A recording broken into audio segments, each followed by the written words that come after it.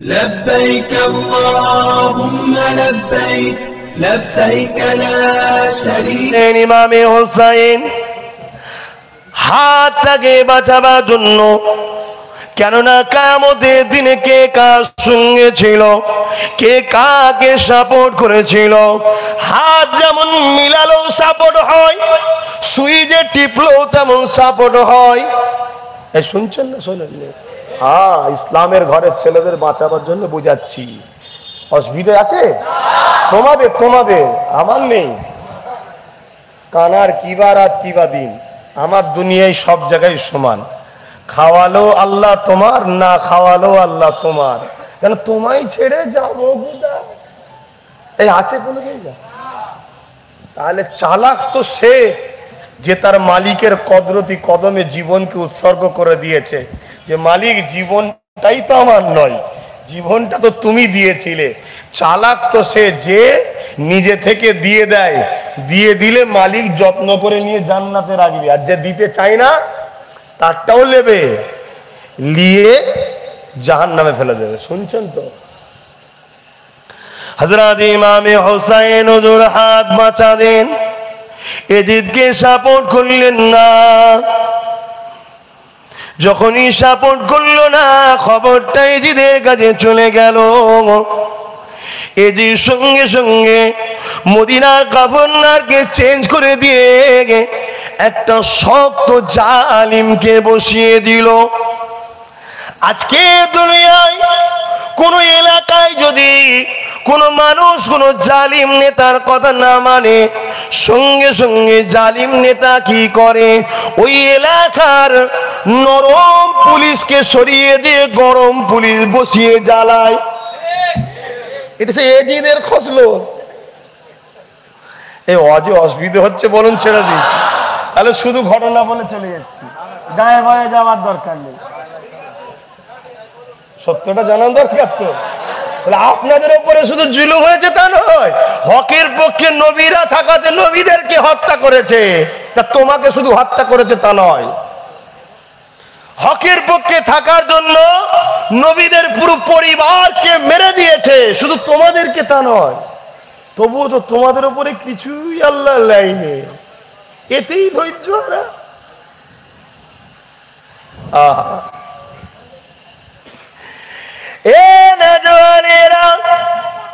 ইমামে হুসাইনের কাছে খবরটা এসে যায়। ইমামে হুসাইন বুঝতে পেরে গেছে জুলুম অত্যাচার বেড়ে যাবে, মদিনার উপরে অনেক অত্যাচার হবে। আমার নানা জানের প্রিয় শহর মদিনায় রক্তাক্ত হয়ে যাবে। আমি হুসাইন কি করে এটা দেখতে পারবো? তাই মদিনার শান মর্যাদার জন্য আমার হুসাইন মদিনা থেকে রওনা দিবার মনস্থাপন করলো। কোথায় যাবে? আল্লাহ পাকের কাবা হারাম শরীফে যাবে, যেখানে লড়াই করে আল্লাহর বিধানে হারাম, যেখানে তরোয়াল চালানো যায় না, যেখানে খুন ঝরানো যায় না, যেখানে বিচ্ছেদ হওয়া যায় না, যেখানে ঝগড়া করা যায় না, আল্লাহর বিধানে হারাম রয়েছে। তাই ইমামে হুসাইন মদিনা শরীফ থেকে রওনা দেবেন, নিজের আত্মীয় স্বজনকে বলল আমি মদিনা ছেড়ে দিয়ে আল্লাহর কাবাতে চলে যাব। ভেবে দেখুন আজকে যা হাজি আছে, যখন হজ করে মদিনা শরীফ থেকে ঘরে ফিরে আসে, হাজিদের মনে হয় কলিজা খানা যেন দিলটা ফেটে বেরিয়ে চলে যাচ্ছে, মদিনা ছেড়ে আসতে পারে না। ও হাজি সাহেব গণেরা, কখনো কি ভেবে দেখেছে মদিনায় কদিন আপনারা থাকেন? 8 দিন, 9 দিন বা খুব জোর 10-11 দিন। এতেই যদি মদিনার উপরে এত ময়া হয়ে যায়। ছোটবেলা থেকে যে বাচ্চা মদিনাতে ছোটবেলায় খেলাধুলা করেছে, মদিনাতে মদিনার অলিগলিতে ছুটে ছুটে বেরিয়েছে, মদিনার নববী শরীফে প্রবেশ যখন করত, আল্লাহ নবী খুতবা দিতেন, হাসান হোসেনকে দেখে নবী আমার আগিয়ে আগিয়ে এসে তাদেরকে কোলে করে নিয়ে নিজের পাশে বসিয়ে দিত। এই স্মৃতিযুক্ত মদিনা, এখানে নবীর পিঠে ঘুরে বেড়াতাম। নবীর মেম্বার মদিনা শরীফের চাতানে আল্লাহ নবী হাসান হোসেন যখন বলতেন না না বড়রা বড় বড় খোঁড়া চাপে, আমাদেরকে ছোট ছোট খোঁড়া কিনে দি ইমাম হাসান হোসেনের জন্য। সঙ্গে সঙ্গে দিন দুনিয়ার সাইসা হামাগুড়ি দিয়ে দিত, পিঠের উপরে তুলে নিয়ে আল্লাহ নবীকে মদিনার এক প্রান্ত থেকে আর এক জায়গায় নিয়ে যেত। মদিনার নবাবীর ইমাতা উমাতা করত। হাসান হোসেন নানা জানের পিঠে উঠে দুদিকে পা করে দিয়ে ঘোড়া চাপান নাই তারা আনন্দ নিত। সেই মদিনা ছেড়ে দিয়ে আল্লাহ নবীর নওয়াজা ইমামে হাসান হোসেন চলে যাবে। ভেবে দেখুন তো দেখি হোসাইনের অন্তরে কতটা না কষ্ট হচ্ছিল। আপনি ভেবে দেখেন, আপনার ঘর ছেড়ে যদি আপনাকে 2 মাস কেউ বাইরে বেরিয়ে রাখে, অনেকের অভিজ্ঞতা আছে না নাই? আছেন না না? আল্লাহর হুকুম হয়তো তোমাকে বুঝাচ্ছে যে হোসাইনের দরদটা তুই বোঝ, তুই তো হোসাইনের গোলাম বলছিস। তা না হলে তুমি বুঝবে কি করে, দরদ বাড়বে কি করে হোসাইনের ওপরে? হতে পারে। জিন্দেগির কথা বেশি খুলে বলা দরকার নেই। কখনো কখনো কখনো আমারও জিন্দেগিতে অনেক কিছু ঘটেছে, সেগুলো আমি আপনাদের বলবো না। আমার উপরে কম অত্যাচার হয়নি, এখনো হচ্ছে, সেগুলো আমি তোমাদের বলবো না। কেন বলবো না? আমি বলে দিয়ে আমার আল্লাহর মুখটা, রহমতের মুখটা আমার দিক থেকে ঘুরিয়ে দেবো না। কারণ আল্লাহ বলেছে, বান্দা আমায় ছাড়া অন্য কাউকে যদি বলিস তাহলে তার কাছেই যা। শুনছেন তো? অতএব যা কিছু হয় আমি তেনাই বলি যে আল্লাহ আমার এই অসুবিধা হচ্ছে, এই কষ্ট হচ্ছে, ও আমায় এত জ্বালাচ্ছে, ও আমাকে এই কষ্ট দিচ্ছে। আপনি তো সব জানেন, আপনাকে সাহায্য চাইছি, আপনি এদের একটু ট্রিটমেন্ট করেন। সময় হলে ট্রিটমেন্ট অবশ্যই আল্লাহ করবে। আমায় ধৈর্য ধরতে হবে, কেন আমি বেশি বুঝি না, আল্লাহ বেশি বোঝে।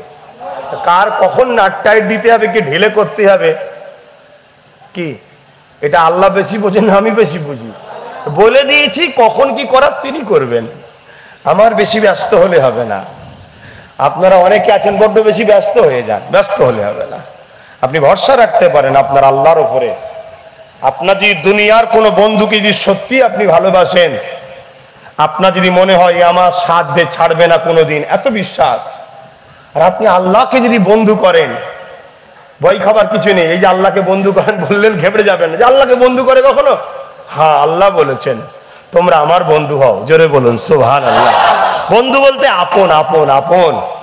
আমরা বন্ধু বলতে এই পার্কে গিয়ে গান শোনাটাকে বুঝি, তো ওই জন্য সমস্যা হয়ে গেছে। আরবিতে রফিক বলা হয়, ওটা হলো আপন। কেউ যদি আল্লাহকে আপন মনে করে নেয়, তা সেই আল্লাহ কখনো আপনাকে ছেড়ে দেবে মনে হয়? একটু পরীক্ষা নেবে যে সত্যি আমাকে আপন মনে করিস, দাঁড়া তো একটু টাইট করে দেখি তো। কথা বুঝছেন না, বোঝেন না?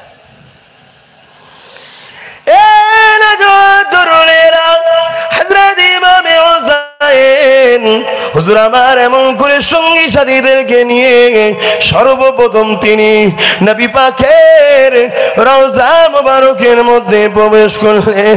চোখে পানি ফেলে দিয়ে ইমামে হাসান হোসেন মেম্বার শরীফটা দেখেন, এখানে নানা দাঁড়িয়ে দাঁড়িয়ে খুতবা দিত। আমি হোসাইন নানার বাদিকে বসে থাকতাম, আমার বড় ভাই নসরুল্লাহ ডান দিকে বসে থাকতো। এখানে নবী নামাজ পড়াতে আমরা 2 ভাইকে নবীর পিঠে যে বসে পড়তাম। এই স্মৃতিগুলো তাকিয়ে তাকিয়ে দেখতে দেখতে দেখতে আল্লাহ নবীর রওজা আকদাসের সামনে গিয়ে দাঁড়িয়ে যায়। চোখের পানি ছেড়ে গিয়ে ইমামে হোসেন সালাম দিতে লেগেছে, আসসালাতু ওয়াসসালামু আলাইকা ইয়া সাইয়্যিদুল মুরসালিন ইয়া রাহমাতাল লিল আলামিন ইয়া রাসূলুল্লাহ। আমি আপনার নাতি ইমামে হোসেন এসেছি। আজ বড় কঠিন সময় আমাদের জন্য এসে গেছে, আল্লাহর পরীক্ষা শুরু হয়েছে। নানা জান দোয়া করুন, আল্লাহর পরীক্ষায় যেন সবরের সঙ্গে কামিয়াবি হতে পারি। এক বড় বললো না, নানা যান দোয়া করুন এজিদ যেন ধ্বংস হয়ে যায়। কিন্তু আমরা বড় কমজোর, দুর্বল, একটু কষ্ট হলে আমি আব্বাসও বলে ফেলি আল্লাহ ওই জালিমকে ধ্বংস করে দেন। কিন্তু ইমামে হোসেন কি বলেছিলেন, নানা যান দোয়া করুন আল্লাহর পরীক্ষায় যেন আপনার নাতি কামিয়াবি হতে পারে। আমার বড় ভাই চলে গেছে, আব্বা জান চলে গেছে, আম্মা জান চলে গেছে, কেউ আমার ডায়ে বায়ে নাই। আজ মানুষ আমার দিকে তাকাতে চাইছে না, আমার পাশে এসে কেউ দাঁড়াতে চাইছে না। কেন আমার সাথে যে থাকবে তারও ভয় হচ্ছে তাকে জালিম এজিদ মারবে। আজকে দিনও ঘটছে আমার সঙ্গে অনেকে মিশতে ভয় করছে, গোপনে গোপনে গিয়ে কথা বলছে, ভাইজান আপনার কাছে এসেছি জানলে মারবে। এরাও আজকের এজিদ সেদিনের এজিদ হোসেনকে অত্যাচার করেছিল, আজ হোসেনের খানদান বা হোসেনের গোলামদেরকে জ্বালাচ্ছে। এতে খাবরাবার কিছু নয়, সেদিন এজিদ মিটে গেছে, হোসেন কিন্তু মেটে নে। আজকে এজিদেররা মিটবে, হোসেনেরাও জিন্দা হবে।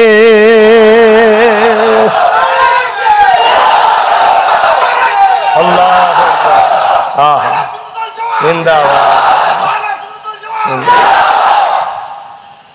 কি গো, আমার হোসাইন মিটেছে না এজিদ মিটেছে? কোন জায়গায় হোসাইনের পক্ষে জনসভা হয়, এজিদের পক্ষে। কোন জায়গায় এজিদ জিন্দাবাদ বলা হয়, বলে মনে মনে, প্রকাশ্য বলতে পারে না। কেন? জানে আমার নেতা চোর। শুনছেন না শোনেন নে? আজকে যেমন অনেক চোর ধরা পড়ছে, কেউ প্রকাশ্য বেরিয়েছেন দেখেছেন, আমার নেতা, তোমার নেতা, অমুক নেতা চোর নেতা বলে কেউ সাপোর্ট করছে, কিন্তু মনে মনে কিন্তু আছে। কিন্তু আজকে করলে তো লজ্জার ব্যাপার। কি এজিদের পক্ষ আজ লোক আছে, কিন্তু প্রকাশ্য বলতে পারছে না। হাই হাই হাই হাই, এমন নেতা ধরলি যে প্রকাশ্য নেতার জিন্দাবাদ দিতে পারছিস না। আর আমরা দেখ প্রকাশ্য দিচ্ছি, আমার সাথে সবাই বলবেন জিন্দাবাদ। আমি যেমন বলবো হোসানিয়া হোসানিয়া, ইমামে হোসেন, ইমামে হাসান। দেখ, আর আজকে কোন জায়গায় একটা মজলিস করে বলতো দেখি এজিদ জিন্দাবাদ। এবারে ওই জন্য একটু বুঝিয়ে বুঝিয়ে ধরতে হয়, যাকে তাকে ধরে ফেলিস নি। লাস্টে কি কেলেঙ্কারির মধ্যে জড়িয়ে আছে তোর মাথা হেঁটে যাবে। কি গো, তোমরা নবী প্রেমিক তো, তাই বলছি তোমাদের একটা সম্মান আছে। তোমাদের মধ্যে এমন একটা মূল্যবান জিনিস আল্লাহ দিয়েছে, ওই জিনিসটার দাম সারা পৃথিবীর সম্পদের থেকেও বেশি। সেটা হলো মুহাম্মদ রাসূলের প্রেম। জোরে বলুন সুবহানাল্লাহ। আল্লাহ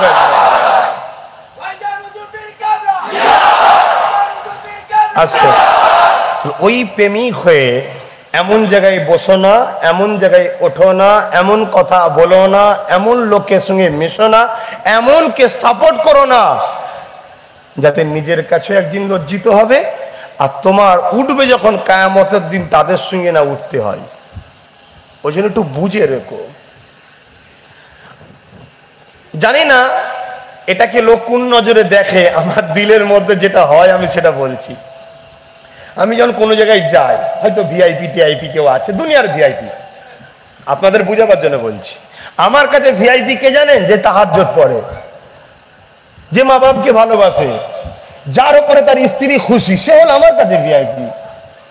কথা বুঝছো না? কিন্তু দুনিয়ার ভিআইপি উল্টো। তো ওই দুনিয়ার ভিআইপি টিআইপি হয়তো আছে বা কোনো জায়গায়, আমি যখন যাই আমি একটু গ্যাভিটেই যাই। কেন বলেন তো? মনের মধ্যে হয় মোস্তফার গোলাম যাচ্ছি আমি, আমার কাছে কে আছে? নাউজুবিল্লাহ, নিজের সম্মান বাড়াচ্ছি না, মোস্তফার গোলাম যাচ্ছি আমি। অতি অর্থশালী হতে পারে, এ নেতাজি পিয়াজি কেতাজি যে জি হই হোক গে যাক, কিন্তু মোস্তফার গোলাম আমি। আমার মাকাম আল্লাহ বাড়িয়েছে, অতএব মোস্তফার গোলামের মাথা হ্যাট হবে না। মোস্তফার গোলামের মাথা তো এক জায়গায় হ্যাট হয়, বাকি জায়গায় বুক চওড়া হয়ে থাকে। জোরে বলুন সুবহানাল্লাহ। এই স্টাইল গুলো তোমরাও তৈরি করো, মনের মধ্যে জন্ম দাও জায়গা। আমি কি চায়ের দোকানে বসবো, আমি কি টিভির সামনে বসবো, আমি কি মাচানে আড্ডা দেবো, আমি মোস্তফার গোলাম। ওই জায়গা আমার জন্য নয়, আমার একটা শান আছে, মর্যাদা আছে, আমি ভিআইপি। আমি দুনিয়ার ছাছেরার মতো নই তো। যেখানে সেখানে আড্ডায় বসে গেলাম। আমার একটা সম্মান আছে, এই কথা আমার খারাপ লিখছে না দাদা, এগুলো মনে জায়গা দাও। আমি মোহাম্মদ রসুলের গোলাম, নবীর বাড়ির খাদেম, আমি নবীর নওয়াসা ইমামে হোসাইনের জুতো বোয়া লোক, আমি এরকম নিজেকে মনে করো। অতি আমি মিশবো আমার লেভেলের সাথে। আমার লেভেল কে? আমেরিকার প্রেসিডেন্ট? ও আমার পায়ের জুতো ঘুরেবার সমাজুল্য নয়, কেন আমি মোস্তফার ঘরের খাদেম। জোরে বলুন সুবহান। এই কথা বুঝছেন না, বোঝেন না? আপনি ভাবছেন কি বলছে রে হুজুর, আমেরিকার প্রেসিডেন্টও নয়? রেখে দেখি যা তো ছেঁড়া মাথায় আমেরিকার প্রেসিডেন্ট, রেখে দেখি যা। মোস্তফার গোলামদের মর্যাদা কত জানিস? জঙ্গলের বাঘ যাদের ঘরে সম্মান দিয়ে তাজিম দিয়ে রাস্তা দেখিয়ে দেয়, তারাই তো হোসাইনের বাড়ির চাকর, মোস্তফার গোলাম। জোরে বলি সুবহান। আর চলো তো দেখি আমেরিকার প্রেসিডেন্টকে সুন্দরবন জঙ্গলে যাওয়া হবে। কথা শুনছেন না শোনেন না? কিসের তুমি নেতা, দেখি তো চলো। এই পারবে? আর আমি একজনের নাম বলবো, শুনবেন। হযরত ইব্রাহিম আদহাম রাজা ছিল, রাজা বিশাল সৈন্য সামন্তর পাহারা দিয়ে রাজত্ব করছে, বিশাল তাকত। দুদিকে সব রাজ দরবারে গদিতে বসে আছে, দুদিকে সব তরওয়াল খোলা তরওয়াল নিয়ে সব পাহারাদাররা পাহারা দিত। এরকম বিশাল রাজার, বখল শহরের রাজা, বখল দেশের রাজা, তখন বিরাট বড় দেশ ছিল। তো অনেক বড় কথা, একদিন উনি রাজদরবার ছেড়ে দিয়ে নদীর ধারে গিয়ে বসে আছে, নিজের ছিঁড়া ফাটা জামা নিজে হাতে সেলাই করছে। ওই এলাকার একটা যুবক চিনতে পেরে গেছে, চিনতে পেরে যে বলছে, আমাদের রাজা মশাই এখানে কি করছে? তোমরা তো সামান্য পদের জন্য মা বা ভাই বোন কাউকে বাদ দিচ্ছ না, সব ভাইকে ছেড়ে দিয়ে পালাচ্ছ, এটা রাজত্ব ছেড়ে দিয়ে বসে আছে। তো যুবক জিজ্ঞেস করছে, জাহাপানা আপনি কি ব্যাপার এখানে? বলছে কেন, কি সমস্যা? বলছে আপনি গদি ছেড়ে দিয়ে বসে আছেন। বলছে দৌড় বোকা করতে গেলে, তখন ছিলাম শুধু মানুষের রাজা, তাও মানুষকে ভয় দেখিয়ে আমার রাজত্ব টিকিয়ে রেখেছিলাম। আমার তরোয়াল দেখে আমাকে জেসার করতো, ঠিক না বে ঠিক গো, তরোয়ালের ধারের জন্য। কিন্তু এখন আমি শুধু মানুষের রাজা নয়, আমি সমস্ত মখলুকাতের ওপরে আল্লাহ আমাকে পাওয়ার দিয়ে দিয়েছে। জোরে বলুন সুবহানাল্লাহ। যুবক মনে মনে ভাবছে, এর মনে হয় মাথার তার কেটে গেছে, মনে মনে ভাবছে। মনের কথা কে জানে? আর আল্লাহ জানাই কাদের ঘরে? ওলিদের ঘরে। আলা ইন্না আউলিয়াল্লাহ ইত্তাকু ফিরাসাতাল মুমিনি ফাইন্নাহু ইয়ানজুরু বিনুরিল্লাহ। আল্লাহর মাহবুব বান্দাদের ঘরে আল্লাহ জানিয়ে থাকে। তাই মনের কথাটা আল্লাহ জানিয়ে দিল। উনি তখন বলছে, বাবা ওলিদের সামনে চুপ থাকতে হয়, বেশি কথা বলতে নেই। দেখবে ওই সুইটাকে নিয়ে পানিতে ফেলে দিয়েছে, দিয়ে বলছে, পানির মাছেরা আমার সুইটাকে নিয়ে আসো। তারিখ বলছি, গল্প না, ইতিহাস বলছি, জীব ইতিহাস সত্য। ইব্রাহিম আদহাম তিনার নাম, নিয়ে আসো। হাজারো হাজারো মাছ, কেউ সোনা কেউ রূপো ছুঁচ মুখে করে নিয়ে পানির যেখানে কম মানে ডাঙার দিকে কাছাকাছি এসে মুখ তুলে আছে। ইব্রাহিম আদহাম বলছে আমারটা। তখন একটা বড় মাছ ইব্রাহিমের আদহামের ছুঁচটাকে নিয়ে আসছে। জোরে বলুন সুবহানাল্লাহ। আপনার আমার কথা কেউ শুনবে? কি করে হলো? আর আমি যে বললাম বাঘ স্যালুট করবে, ওই যে শুয়ে আছে ফুরপুরা শরীফ থেকে 7-8 কিলোমিটার দূরে, নাম আব্দুল মোমেন, প্রতাপ চন্দ্র নাম ছিল, পরে হয়েছে আব্দুল মোমেন। বাকুলে যান না, জঙ্গলে গিয়ে পীরের হুকুমে ইবাদত করছে, হিংস্র বাঘ খেতে এসেছে। হুজুর শুধু বলেছে, তোকে আমাকে যদি আল্লাহ তোর খাদ্য করে ডাকে খেয়েলে, তবে শোন আমি এখানে এসেছি আমার পীরের হুকুমে, আমার পীর ফুরফুরার পীর আবু বকর আমাকে আল্লাহ ধ্যানে এখানে আসার জন্য হুকুম করেছে। হুজুর নিজের কিতাবে নিজে লিখছে, আমি অবাক হয়ে গেলাম, বাঘটা পুষা বিড়ালের ন্যায় গায়ের কাছে গা ঘষে বসে গেল। জোরে বলুন। 3 দিন ইবাদত করেছে, একভাবে খাইনে। বাঘটা মনে করেছে মানুষটা মরবে, যে নিজে শিকার করেছে আর একটা শিকার করে নিয়ে এসে জমিনে পা মারছে। উনি চোখ খুলে দেখছে শিকার পড়ে আছে। হুজুর বলছেন, এটা আমার জন্য নয়, কেন হালাল করতে হয়, তুই নিয়ে যা। জোরে বলুন সুবহানাল্লাহ। গল্প বললাম না, জীবনী ইতিহাস। কারা কারা আমার ভাই আছো একটু হাত তুলে দেখাও। আলহামদুলিল্লাহ। আরে মুরব্বীরা হাত তুলছেন কেন? আপনাদের তো ছেলে আমি। আপনাদের 9 আব্বা আর আমাদের 9 দাদু। তোমাদের ন দাদু ঘর ছেড়ে দিয়ে জঙ্গলে গিয়ে ইবাদত করছিল, আল্লাহ আল্লাহ আল্লাহ আল্লাহ আল্লাহ, রেস্কে ফানা হয়ে গেছে। যুবক বয়স দাদা হুজুর পীর কেবলা মেজ হুজুরকে পাঠিয়ে যাও, তোর না ভাইকে খুঁজে নিয়ে আসো, ডেকে নিয়ে আসো। যে সালাম দিয়ে বলছে আব্বা তোমায় ডাকছে, বলছে যাও আমার সালামের উত্তর দিয়ে বলবেন খুব শিগগিরই আসছে। বিয়ানবি নিতে মানা করবেন, খুব শিগগিরই আসছে। আসতে একটু দেরি হয়েছে, দাদা হুজুর জিজ্ঞেস করছে আসতে দেরি কেন? বলছে আব্বা আমি আসবো কি করে, আমার সাথে আমার চতুর্দিকে ঘাস পালা সবই আল্লাহ আল্লাহ করে। জোরে বলুন সুবহানাল্লাহ। তো হুজুর যখন ফুরফুরা শরীফে ঢুকেছিল, এখনো অনেক বুড়ো লোক সাক্ষী ধরে বেঁচে আছে, বেশি দিনের কথা নয়, বাঘের পিঠে চেপে এসেছে। জোরে বলুন সুবহানাল্লাহ। জঙ্গলে তাই বললাম নবীর গোলামদের মাকাম এতটা। তোমাদের কাছে টাকা গাড়ি বাড়ি, সব টাকা গাড়ি বাড়ি যে কি ফেতনা তোমরা জানো? দেখো না কি হচ্ছে দুনিয়ায়। অতএব টাকা টাকা করুনি। হ্যাঁ, আল্লাহ যদি হালাল টাকা দেয় নাও না, হালাল যদি ইনকাম দেয় নাও না, কিন্তু হালাল লুটুনি মানুষকে। হালাল নাও, দামি দামি গাড়ি বাড়ি করতে আল্লাহ নিষেধ করে নে, কিন্তু দামি বাড়িতে যেন আল্লাহ ভুলে যেও না, দামি গাড়িতে যেন আল্লাহ ভুলে যেও না। যে জিনিস তোমায় আল্লাহ ভোলায় ও জিনিসকে ফেলে দাও। আমি বলবো ওই সকল মুসলিম ভাইগুলোকে যারা রাজনীতি করতে গিয়ে আল্লাহ ভুলে যাচ্ছে, আল্লাহর কসম আপনাদের ঘরে এই রাজনীতি ধ্বংস করছে, ছেড়ে দেন, দিয়ে আল্লাহকে ধরেন যদি বাঁচতে চান। হ্যাঁ, যে রাজনীতির পাওয়ারে বসে আল্লাহর ভয় থাকবে ওই রাজনীতি করুন, কোনো অসুবিধা নেই। আমার কথা কিছু বিরোধী লাগলো নাকি? আর লাগলেও বয়ে গেছে, হক কথা আল্লাহর জন্য বলছি। কেন তোমাকে ভুলিয়ে দেওয়া হচ্ছে? তোমার জিন্দেগি কদিন আর? এই তো রিসেন্ট কতজন সব ছিল, পটাপট পটাপট পটাপট সব চলে যাচ্ছে। তোমার গ্রাম থেকে সব যাচ্ছে না, যায়নি? হ্যাঁ, কাল তুমি চলে যেতে পারো। তো যে জিনিস তোমাকে আল্লাহ ভোলায় ওই জিনিস থেকে তুমি সরে যাও, কারণ ওই জিনিসটা তোমার ধ্বংসের কারণ হচ্ছে। টাকা যদি তোমায় আল্লাহ ভোলায়, টাকা বাদ দাও। গাড়ি যদি তোমায় আল্লাহ ভোলায়, গাড়ি বাদ দাও। বাড়ি যদি তোমায় আল্লাহ ভোলায়, বাড়ি বাদ দাও। স্ত্রী যদি আল্লাহ ভোলায়, দূরত্ব তৈরি করো, রোজা রাখা অভ্যেস করো। কেন তুমি ধ্বংসের দিকে যাচ্ছ? কেন তোমার জিন্দেগি কেউ বাঁচাতে পারবে না। এই আমার কথা ভুল বুঝছেন না তো? আর যদি কোনো স্বামী তোমাকে আল্লাহ ভোলায়, তার থেকেও মা বোনেদের দূরত্ব, কেন আল্লাহ সবার আগে। এই কথা কি কারো বেজার হলো? মনটা খারাপ? আমার এই মুরব্বীর কথা বলছি, মনটা খারাপ? মন বেশি আলহামদুলিল্লাহ। আসেন বাপেরা ফিরে যাই, কোন কথা বলছিলাম?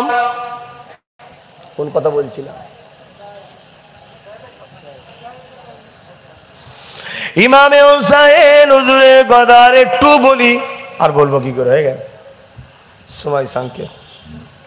কেন সালামের ব্যাপার আছে, দুয়ার ব্যাপার আছে, তথাপিও একটু বলে যায়। যখন বলছেন এ যুবকেরা, আল্লাহ নবী রওজা মুবারকে দাঁড়িয়ে দাঁড়িয়ে ইমাম হোসেন কাঁদতে থাকে, নানা জান আপনাকে ছেড়ে চলে যেতে হচ্ছে, আপনার শহরকে ছেড়ে চলে যেতে হচ্ছে। জালিমের জুলুম বেড়ে গেছে, জালিমে যে ক্ষমতা জোর করে দখল করে নিয়েছে, যে তাকে সাপোর্ট করছে না তাদের উপরে অত্যাচারে স্টিমুলার চালাতে লেগেছে। নানা জান আপনি আমাকে দোয়া করবেন, এই বলে বিদায়টা নিতে লেগেছে। এ যুবকেরা, অনেক বড় কথা আরেকটা কথা বলে দিয়ে যায়। ইমামে হোসেন জালিমের সঙ্গে হাত মিলাইনে, অন্যায়ের সঙ্গে হাত মিলাইনে, অন্যায়কে সাপোর্ট করেনি।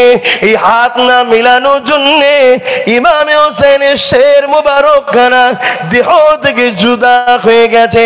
তথাপিও আল্লাহ পাকের খুশির জন্য হাতকে কখনো জালিমের সঙ্গে মিলাইনে।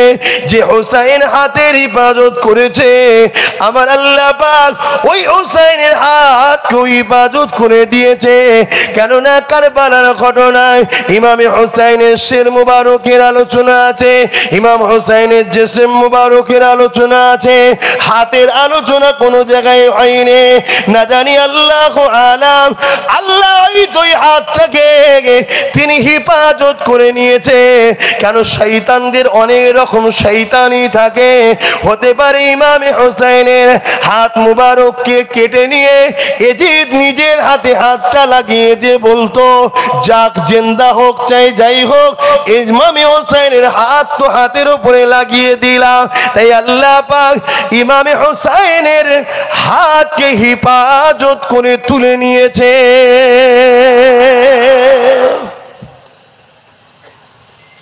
হুজুর মক্কায় চলে গেলেন, মক্কায় আছেন, কেন মক্কায় লড়াই চলবে না? কুফা থেকে চিঠি আসছে, অনেক বড় কথা, যে আপনি আসুন, আমরা বায়াত নেবো, আমরা এজিদকে মানবো না, আপনাকে নেতা বলে মানবো। কুফার লোকেরা ইমামে হোসেন হুজুরের কাছে বারবার চিঠি দিচ্ছে, হুজুর সবাইকে দেখাচ্ছে, দেখো গো চিঠি এসছে, চিঠি এসছে, যেতে হবে দিনের জন্য।